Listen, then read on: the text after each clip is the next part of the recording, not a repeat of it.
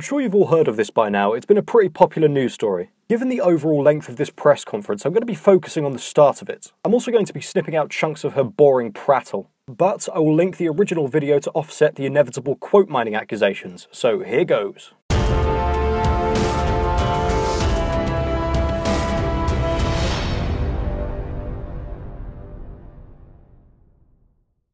I'm not afraid of Donald Trump.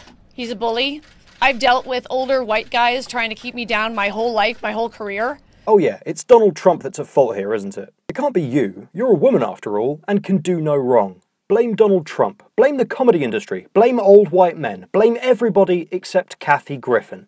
And I have learned over the years that sometimes when you do stand-up, and I've done it in a war zone, and I've done it at Walter Reed Hospital, and I've done it at Carnegie Hall. You're an experienced stand-up comic. Good for you. But this wasn't some bad stand-up sketch, was it, Kathy? It was a pointless picture, completely unrelated to your comedy career. As far as I could tell, there was no joke implied in it. You simply held up the bloody head of the president. Why?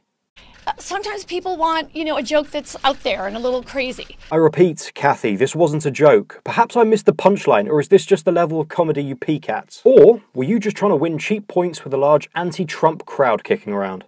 So, regarding the image that I participated in, that apology absolutely stands. I feel horrible. I think you only feel horrible because of the bad reaction you got. If that picture had been celebrated by the left, you wouldn't feel bad about it at all. I have performed in war zones. Alright.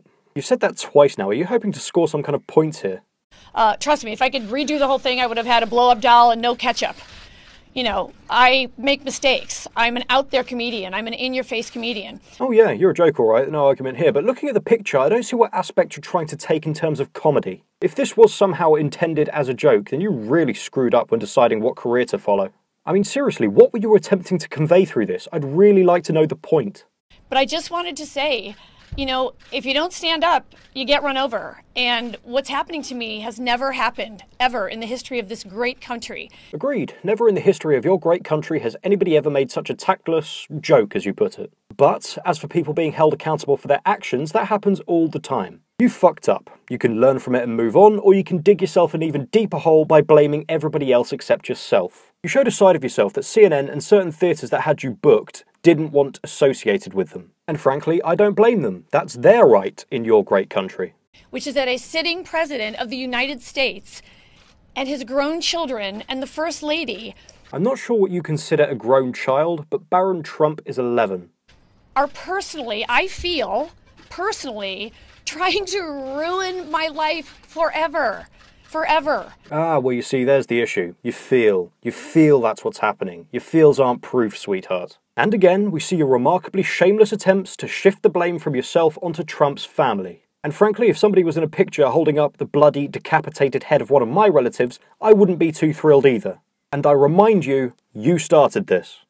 I am teasing the president because this is America, and you shouldn't have to die for it. Lots of people died for it. You know the history of your country, right? If not, I'd open a history book and flick to around 1776. As for teasing the president, you had the right to do what you did, and you did it. Freedom. And everybody else has the freedom to react how they want.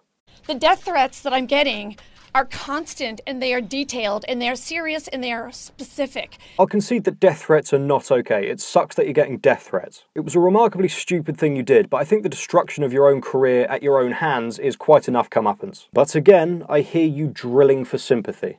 And today it's me, and tomorrow it could be you. Well, no, it won't be us next. While we may get death threats, it won't be for the same stupid reasons. And if it were, I'd make an actual joke of it, not just a picture holding up the severed head of your commander-in-chief.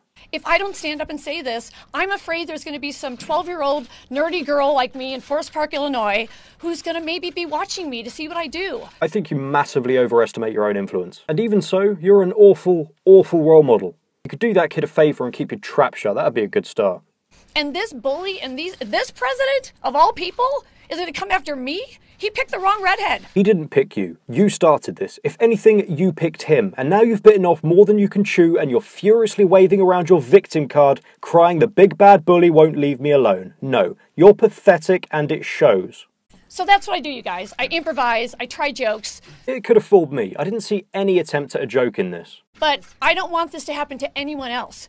I tour for a living. I love doing it. What's that got to do with anything? You didn't do this on tour, did you? I'd go as far as to say it's got nothing to do with being a comedian. It wasn't a joke. It's like saying, yeah, sure, I punched a baby, but I'm a baker. I love baking. I'm not good at being appropriate. I only know how to do comedy one way. It's in-your-face comedy. I keep it real. I'm going to make fun of the president. And you know what? I'm going to make fun of him more now. Well, good luck doing that with your career imploding.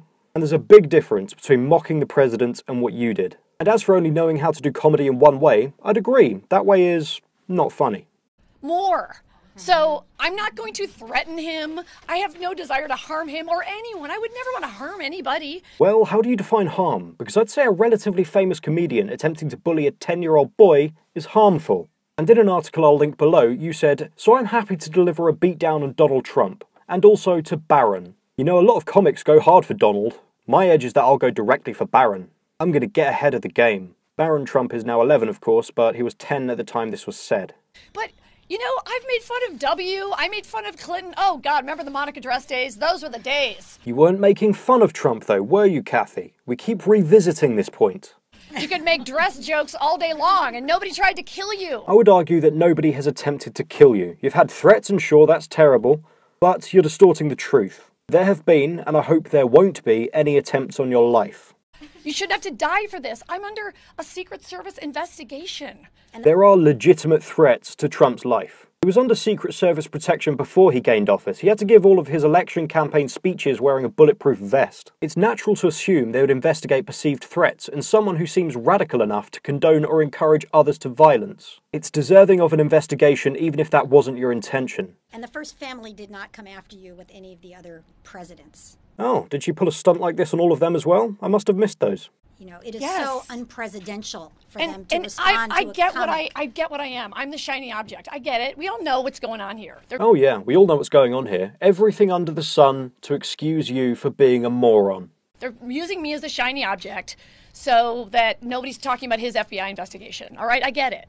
Even if this was the case, you put yourself into this position.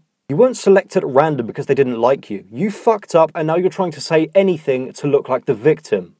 And I made a horrible, horrible mistake, and I made a horrible call. I understand.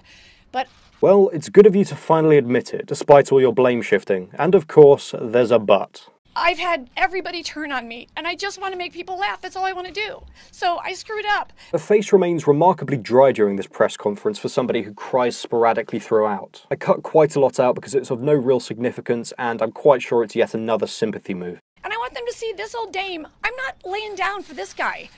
I'm going to make fun of him. I'm going to make jokes about him and the housewives and Kardashians. Yeah, we wouldn't be here if you were just making jokes, would we? There are plenty of comedians who make jokes about Trump. I don't see any of them in your situation.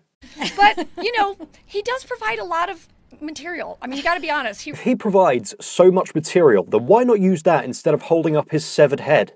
That stunt, if anything, shows a distinct lack of material, or a lack in the ability to use it. This video was quite a departure from the norm, so a super special congratulations if you stuck it out to the end. Press conference goes on for a good while longer, and if the general census of you, the lovely viewers, is to go ahead and cover the rest of it, well, I may just go ahead and do that. So lovely viewers, what other comedic career suicides can you think of that are worse than Kathy Griffin's? I'll put the answers that make me laugh the most at the end of my next video, and as always, thank you for your time.